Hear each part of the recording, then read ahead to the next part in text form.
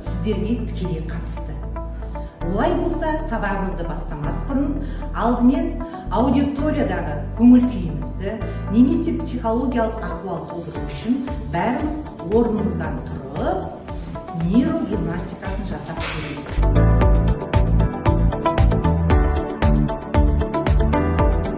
Мен сіздерге жедел сұрақтар қойып кеттім. Жаңа сабағымызды осы сұрақтармен ашпаймын. Айшер, Дастан Сашпаев, Қазақстанда туылған алғашы Европа командасына көшкен ең алғашқы футболист. Әлемге танытып жүрген жастарымыздың есімін білеміз екен. Олай болса, жаңа сабағымызға көшеміз. Мен жастарға сенемін, жастар тақырыбынан алады. Ал грамматикалық тақырыбымыз шлау. Шлау және оның түрлері. Олай болса, дәптерімізді ашамыз. Жаңағы топқа бөліну әдіс арқылы бір-бірімізбен білімімізді жарыстыру мақсатында топқа бөлініп тұр. Бұл үшін сіздер қазір орындарыңыздан тұрып, мына жерде орналасқан шырақтарды алып, сол шырақ бойынша топқа бөлінеміз. Шырақтың астыңғы төменінде түстер белгіленген көк, қызыл және жасыл.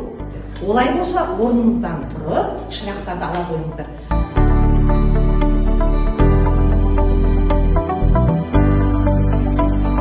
Шлау сөздер.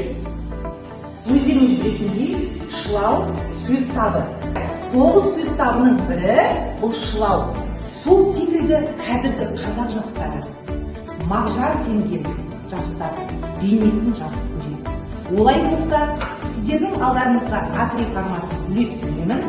Сол форматқа қазіргі жастар сіздердің көзіңізше қандай болу керек, соны кластер әдісімен жазасыздар.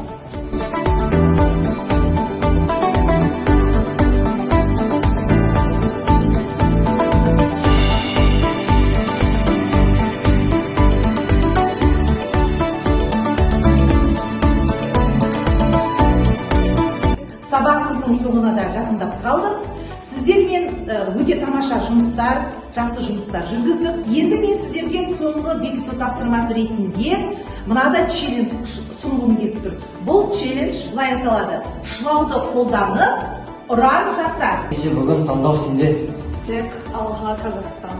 Арыстандай айбатты, жолбарыстай қайратты, қырандай күшті қанатты, мен жастарға сенемін деп жырлаған Мағжан Жұмабаевтың өлеңі өзінің маңызын әлі күнге шейін жойып қойған жоқ. Жастар қозғаушы күш, жастар біздің болашағымыз. Олай болса, сабақты бір тамаша ұранмен аяқтайық. Болашақты жасайтын кімдер? Жастар. Олай болса, орнымыздан тұрамыз.